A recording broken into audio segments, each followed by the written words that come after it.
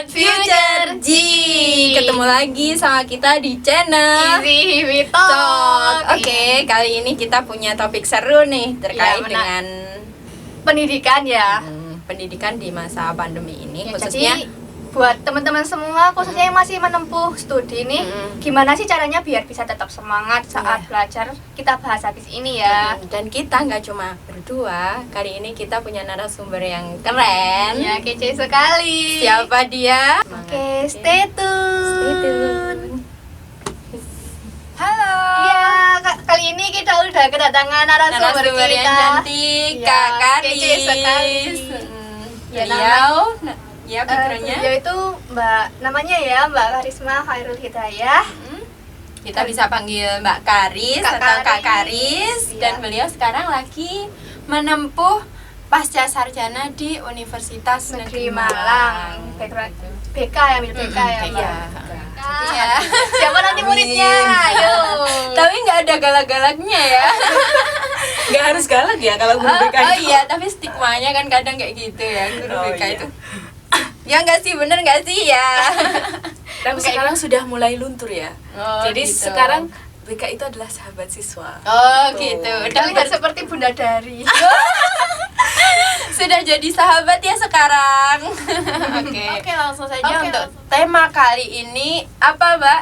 Ya seperti yang udah kita sebutkan tadi. Iya, Jadi kita benar. akan bahas gimana sih biar kita itu kembali semangat belajar di saat benar pandemi. Ya, terutama situasi-situasi kayak gini harus online ya. Bagaimana semangat kita harus tetap terpacu, Iya. tetap on. Spirit. Jadi gimana nih sekilas untuk dari pandangan secara psikologinya siswa yang harus melaksanakan pembelajaran online seperti itu, Kak? Oke, saya jelaskan dulu yang ada di lapangan itu seperti apa ya. Ya. Di sini saya posisinya memang belum mengajar, tapi saya kesibukan sehari-hari itu ngelesi privat. Iya. Kemudian juga sering berdiskusi dengan teman-teman yang menjadi guru BK di sekolah, menjadi konselor sekolah. Ya. Oke, kalau saya melihat itu sekarang kan online semua. Iya, harus Iya, online semua. Ada beberapa sekolah yang di Malang ini itu kegiatannya itu siswa di rumah, gurunya masuk sekolah, kemudian pembelajaran daringnya itu dari sekolah Ya. dipimpin atau dipandu oleh guru masing-masing. Ya. Kemudian ada juga sekolah yang sudah masuk, akan tapi tetap mematuhi protokol. Iya. COVID. Oke, saya mengamati itu sejak 2 bulan yang lalu. Itu beberapa siswa itu memang ada hambatan-hambatan dalam proses belajar online-nya. Itu apa sih hambatannya? Hambatannya itu seperti ini. Ada yang tidak punya paket, Ya, pakai datanya. pakai data, kemudian keterbatasan handphone. Dari Masih device-nya. ya, masih ada yang gabung sama orang tua, sedangkan orang tua itu juga kurang Ada. mengerti sistem pendidikan yang saat ini yang diterapkan. Ada yang dipakai Ada kerja yang juga. dipakai kerja, iya Ah, benar. kasihan. Jadi serumit itu kalau Iya, saya melihat ya. benar banget. Ha-ha. Dan itu tidak hanya di satu mata pelajaran aja, tapi ya rata-rata memang seperti itu. Iya. Kemudian ada yang dari semester kemarin itu semester genap ya, semester genap dari awal sampai akhir. Kan semester genap kita masih masuk 1 bulan, Iya, masuk sekitar 1 bulan awal-awal. aja. Kemudian pandemi, akhirnya kita harus belajar di rumah. Iya.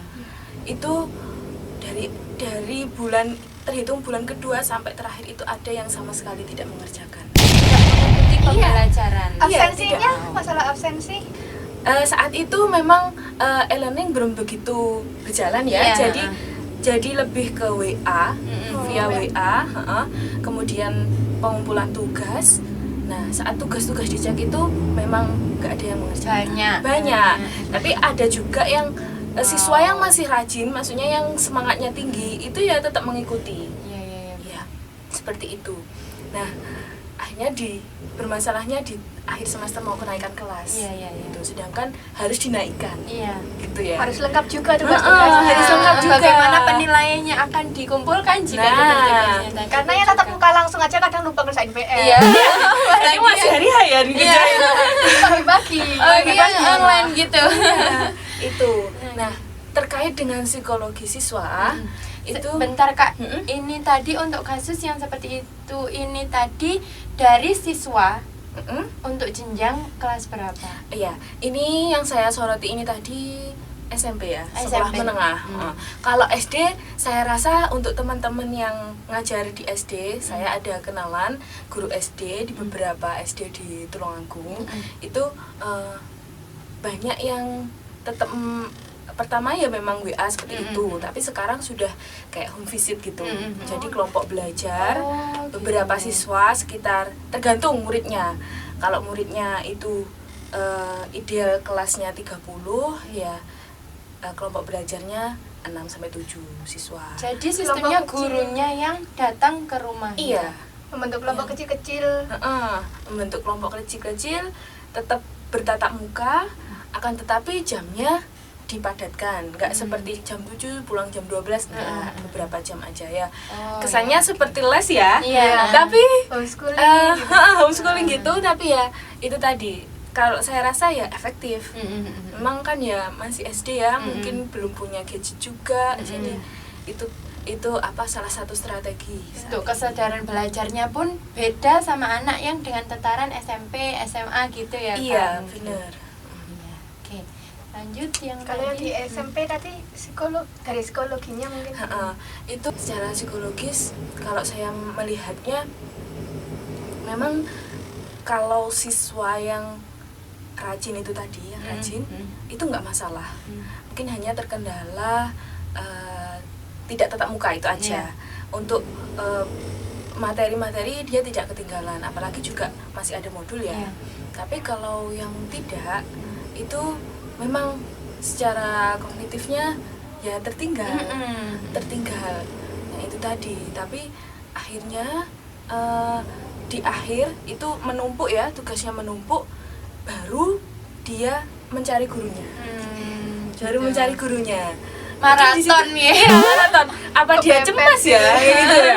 Apa dia cemas kalau saya nggak naik kelas nih gimana? Gitu ya. Ya, memang seperti itu. Terus kalau saya bertanya pada siswa-siswa gimana? Kamu nyaman yang mana ini? Pembelajaran secara online atau bertatap muka? Ya jelas jawabannya itu bertatap Tatap muka. Ya, kenapa? Karena apa? Ya itu tadi, bertemu teman-teman yang sebaya itu mempengaruhi semangat. Jadi semangatnya itu lebih tinggi daripada biasanya. Yaitu kalau saya melihat berarti memang apa ya? Secara tatap muka itu memang lebih efektif ya, lebih efektif. Kemudian itu tadi ada interaksi antara guru dengan siswa, siswa dengan siswa, sehingga itu juga mempengaruhi secara psikologis untuk motivasinya itu juga lebih semangat gitu. Jadi bagaimana apa yang dia rasakan dengan sekelilingnya itu tadi sangat mendukung bagaimana proses belajar itu tadi terjadi juga. Karena ya. antar teman, antar guru juga butuh bonding ya. Iya, butuh benar. ikatan. Ikatan yang kuat. Memang saat ini itu yang jadi sorotan ya, semua jadi sorotan ya. Iya. Di bidang kesehatan juga apalagi, terus juga di pendidikan. Saya itu juga bertanya-tanya, kenapa sih kok harus libur gini ya? Harus libur, harus belajar di rumah. Nggak libur sih, belajar di rumah. Belajar di rumah. Enak sekali libur. Mungkin kalau yang libur yang nggak ngerjain tugas tuh, ayo libur ya.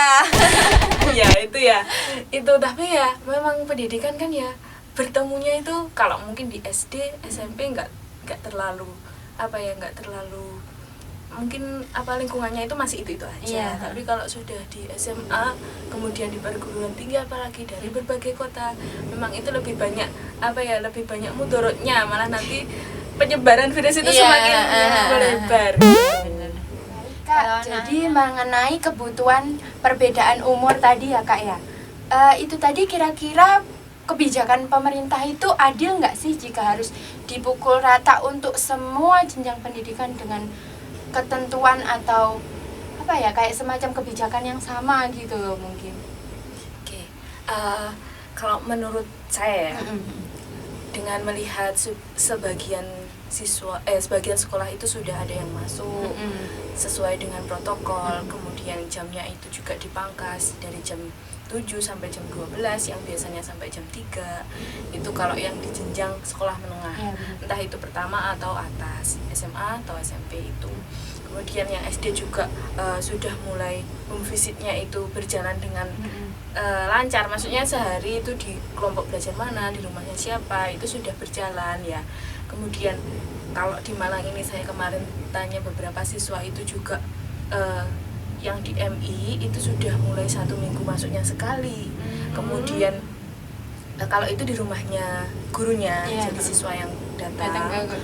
Kemudian di jenjang TK, kemarin saya reuni ya sama temen, terus temennya saya itu ngajar di TK, di TK itu juga gitu, mulai ya daring, tapi juga sesekali kita home visit, gurunya itu home visit seperti itu.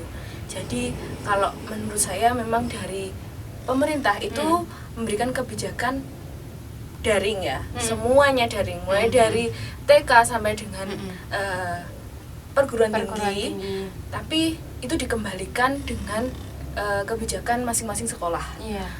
Jadi dikasih otonomi sendiri, benar. Mana yang lebih efektif, karena kan kondisi sosial mungkin beda-beda beda-beda. Setiap wilayah pun juga kebutuhannya seperti apa pasti juga disesuaikan dengan kebutuhan siswanya, fasilitas yang dipunyai oleh sekolah, kemudian juga siswanya dan orang tuanya ya yang pasti itu. Jadi memang semua daring, dan ini sebenarnya untuk pembelajaran kali ini tuh memang tidak begitu memberatkan siswa. Sekalipun mungkin sekarang itu dalam prakteknya masih sangat kesulitan ya adaptasinya ya. Tapi sebenarnya itu tidak begitu menyulitkan, pengennya pemerintah, akan tetapi tetap tidak melenceng dari ideologi Pancasila seperti itu. Jadi tugas kan memang tugas gitu ya. Ya. Kemudian juga RPP sekarang kan juga sangat minim sekali dari beberapa lembar yang sudah sangat lengkap itu dipadatkan ya menjadi 1 lembar. Itu harapannya ya itu tadi, siswa tidak diberatkan dengan tugas-tugasnya, bisa. Nah itulah PR-nya guru sekarang kan mulai supaya melek teknologi ya harus ya kayak kita bikin bikin video YouTube ya. Jadi ya beberapa sekolah juga gurunya sudah mulai take video untuk materi-materinya, supaya nanti siswa juga lebih mudah dalam memahami, nggak cuma teks-teks yang disampaikan lewat WhatsApp grup. Mungkin ketika ada ekspresi yang ditangkap oleh siswa akan ada suara gurunya langsung ya. Jadi itu kayak biar nggak lupa sama guru. Ya mirip-mirip tatap muka tapi melalui media seperti itu. Kalau dari ini Kak, evaluasi hasil belajar, kira-kira ada gradasi yang ketara banget nggak antara signifikan antara dulu ketika yang offline sampai sekarang harus online? Kan dari motivasi dan semangat belajarnya sendiri udah beda gitu ya, kayak yang dirasakan. Iya, kalau gradasi untuk evaluasi atau penilaiannya, saya rasa kalau saya melihat ya itu tadi, kalau yang rajin ya bisa aman. Kalau yang nggak peduli itu loh, yang siswa yang kurang perhatian itu juga ada penurunan. Akan tetapi ya ini dengan adanya beberapa sekolah yang sudah masuk dengan tetap mengikuti protokol kesehatan, mematuhinya, itu kalau saya tanya gimana perasaannya ketika sudah masuk, senang nggak? Senang, bisa ketemu teman, bisa ketemu guru. Terus secara materi yang disampaikan gimana? Ya lebih memahami, meskipun padat, jadi kan nggak bertele-tele ya langsung ke poin gitu. Sehingga di evaluasi terakhir pun juga mengalami peningkatan seperti itu. Mungkin ada penurunan tapi kemudian langsung ada solusi gitu ya Kak ya. Tapi balik lagi ke pribadinya masing-masing itu tadi. Terus biar ini Kak, tetap ada Motivasi, motivasi semangat belajar ya. Mungkin ada tips-tips, disimak ya teman-teman semuanya. Oke, para siswa yang sedang proses belajarnya dari Para siswa. Para siswa dan mahasiswa juga ya. Itu ya. Kemarin yang di awal-awal kan juga sudah ada, pemerintah juga sudah memfasilitasi di salah satu channel TV ya. Oh iya. Itu pembelajarannya SD sampai SMA itu ada jamnya sendiri-sendiri. Tapi sekarang kan memang sudah kayaknya sudah dialihkan ke guru masing-masing ya. Itu biar tetap semangat. Ingat tujuan awal ya. Tujuannya awal untuk belajar itu apa? Nah, itu karena sangat penting. Kalau sudah tujuannya itu sudah mantap, sudah ingat saya ingin menuntut ilmu, saya adalah penerus bangsa. Jadi itu nanti pasti niat untuk belajarnya juga kuat ya. Entah itu nanti ada kendala, misalkan kendala-kendala kuota. Nah, beberapa sekolah juga sudah menyediakan paketan ya, paket data kuota internet itu Disubsidi dari sekolah. dapat subsidi, nggak hanya gurunya saja tapi juga siswanya. Ya mungkin belum semua, belum merata ya, belum semua sekolah, tapi beberapa sudah diterapkan. Begitu pula juga di jenjang perguruan tinggi. Gitu. Jadi di mana ada kemauan pasti ada jalan kok. Ya. Ingat tujuan ya. Jadi kesadaran belajarnya ini tadi gimana tetap melihara agar bisa semangat belajar Iya. ya. Jadi balik lagi ke individunya. Jangan ini apa ya, mikir ini pandemi, ini bencana, kemudian semakin terpuruk. Saya leha-leha aja, nunggu ini selesai. Itu apa ya? Mindset yang salah. Ya, mindset yang nggak boleh. salah Harus sekali. diluruskan itu ya. Harus diluruskan, dan juga memang apa ya, kita nggak tahu ini kapan berakhir, tapi kita berdoa supaya cepat membaik gitu aja. Tetap berjuang. Heeh. Dan mungkin buat ini pesan buat orang tua gimana mungkin dari yang menyimak ini ada para orang tua. Orang tua. Oke, para orang tua di sini memang harus bersabar ya para orang tua, karena memang menjadi salah satu yang utama saat ini untuk pendampingan belajar. Karena memang daring, untuk orang tua yang di rumah yang mendampingi anak-anaknya belajar, semoga diberikan ini ketabahan. Maksudnya inilah momen untuk bonding sama anak lebih kuat lagi ya. Terutama Iya. untuk hal pendidikan juga. Iya. Menggantikan peran guru juga untuk Iya. di rumah. Oke, kalau misalkan orang tua yang bekerja tapi anak juga di rumah tetap harus mengikuti daring, biasanya ada guru les ya, guru les yang mendampingi. Itu yang nggak masalah, tapi yang paling disoroti, yang menjadi sorotan di sini untuk orang tua yang langsung mendampingi anaknya, ya jangan patah semangat karena memang apa ya, ini itu nggak cuma di Indonesia, tapi ya semua negara memang sedang dilanda pandemi ini, dan memang semuanya juga daring gitu. Jadi meskipun dalam kondisi seperti ini, kayaknya yang topik kita hari ini tuh banyak membawa apa ya, kabar yang baik gitu loh. Meskipun dengan keadaan seperti itu kan ada hikmahnya juga. Bagaimana Semoga anak tetap dengan orang tua. memotivasi dan menginspirasi semuanya gitu. Iya, dan untuk yang masih di pelosok-pelosok mungkin belum ada jaringan internet ya, belum ada seperti itu. Semoga juga ini apa, gurunya itu mendapatkan strategi-strategi, mungkin juga bisa langsung home visit ke rumah siswa seperti itu, atau siswanya yang luring ambil tugas di sekolah kemudian dibawa pulang.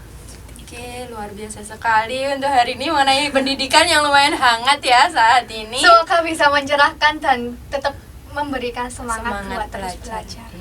Oke, kayaknya cukup ya untuk topik hari ini. Ya udah lumayan panjang. Iya. Dan kita ucapkan terima kasih banyak-banyak Untuk narasumber cantik kita hari ini. Cantik sekali. Iya. Kita satu tema yang nggak janji. Iya, udah ada chemistry banget ini tadi dari awal ya. Oke. Ya mungkin cukup dari kita.